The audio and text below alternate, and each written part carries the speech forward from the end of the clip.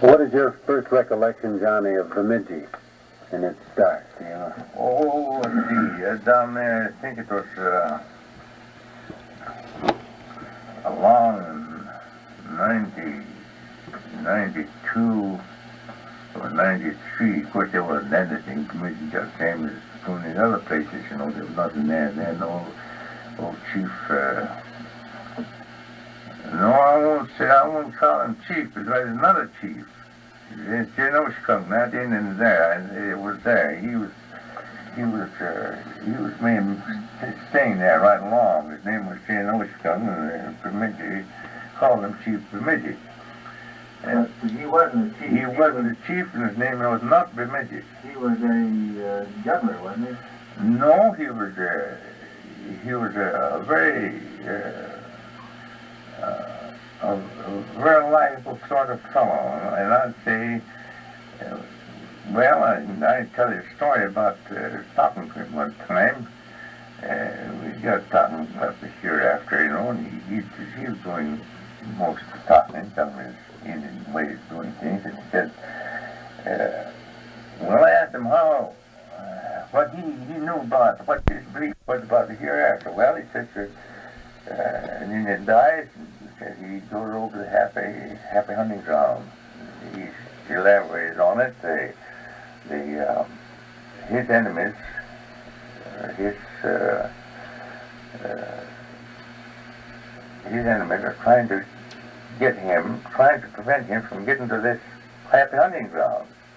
And he had to cross, and that's the Grand Medicine belief, that he had to cross two rivers, and they were guarded. He had an awful time to sneak in. And when the Indian died at that time, he had this high priest from the Grand Medicine Society give him instructions after he died on how to get across this river. These rivers to get to Happy Hunting Ground. But they finally got to Happy Hunting Ground, and that was just mellow weather, nice, not too cold, not too warm, it's just a nice Indian summer. And if he wanted, he had his teepee there and everything, but he had to supply his larder.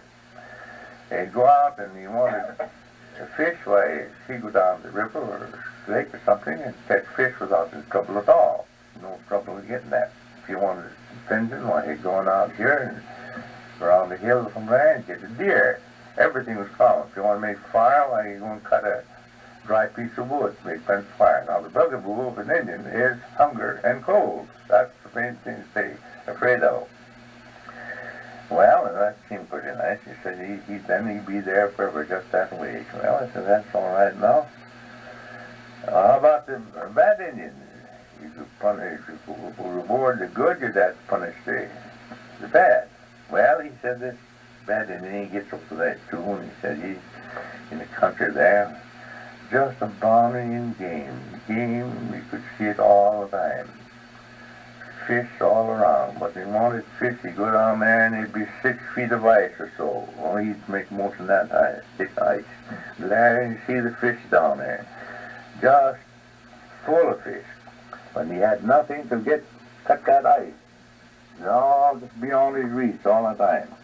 Well, he'd want to get a deer. He'd climb over a hill and he'd see a deer and he'd sneak around and he'd elaborate large on it and sneak around there and he'd get up to where the deer was, and the deer was over on the other hill, just beyond his reach all the time. Well, they wanted to make a fire and the wood was soggy, wet and damp. He couldn't make a fire. All he gets is a smudge. Well, that was the idea of the hell. I wonder if you've ever seen that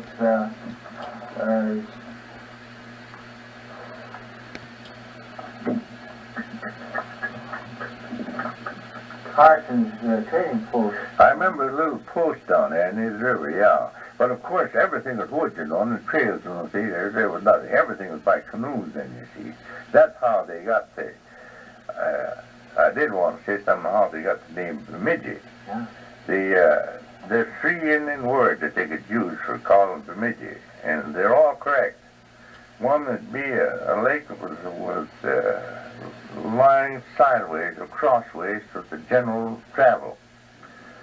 Bemidji, Bemidji, and if I throw this thing down crossways, you know something, it's Bemidji, you see. Bemidji. Well, then they could say a lake with running water. Bemidji, Bemidji one. It means the water is flowing, you see. And they would call it that. The river runs through that. Or they would mean Bemidji Zagidawag. That would mean the river that has the outlet on the side of the river, on the side of the lake. Either one would be correct, you see. But I asked some of the older Indians, and they said it was the lake with running water. How did you give it that name? That's the name that he remembered it. J.B. Gobble-Wenches from Bull till I asked Church to go. Well, what would be the Indian for that then? Oh, I see that. Well, as I say, you know, it'd be just as I say. Either one, I don't know what way to use, you know. But it was not named after the old man. They call him because he would live there. Why they call him Bemidji, you know. And now they lose sight of the fact that they used to call Bemidji Bemidji, didn't they? Mm-hmm. Yeah, we were talking about that not long ago. How did that ever happen? Well, I don't know. I suppose you